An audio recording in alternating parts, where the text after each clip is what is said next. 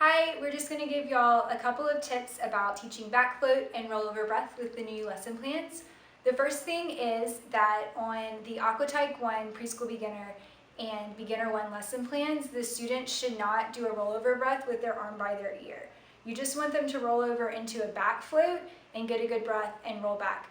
That will be introduced in the later levels, and if you're looking at your lesson plan, if their arm should be by their ear, it will say with one arm by ear. When teaching the back float, one of the tools that you can use is to tell students to be like a starfish, to spread out their arms and their legs to help stabilize their body and lift their chin up.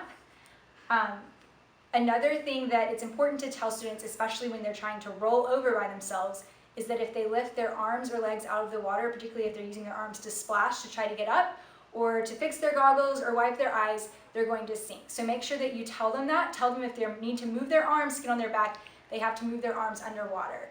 Once students understand this concept, it will help them with their rollover into their back float.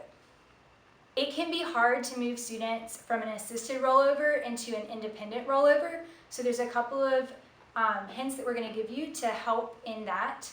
One is make sure that you don't pick the student up out of the water and roll them onto their back when you're teaching it.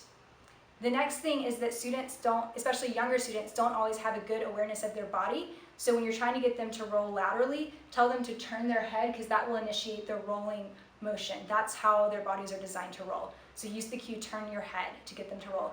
Another thing you can do for students that are comfortable with the back float, with you holding them under the back of their head, is tell them to roll into your hand. So put your hand on the back of their head and tell them to roll, and that will help guide them over without you having to handle them too much and without giving them too much of your arms to be able to grab onto and lift their head up for a front breath. If you practice this a couple of times, they will begin to associate that cue with rolling over and will know that you'll be there when they're on their back.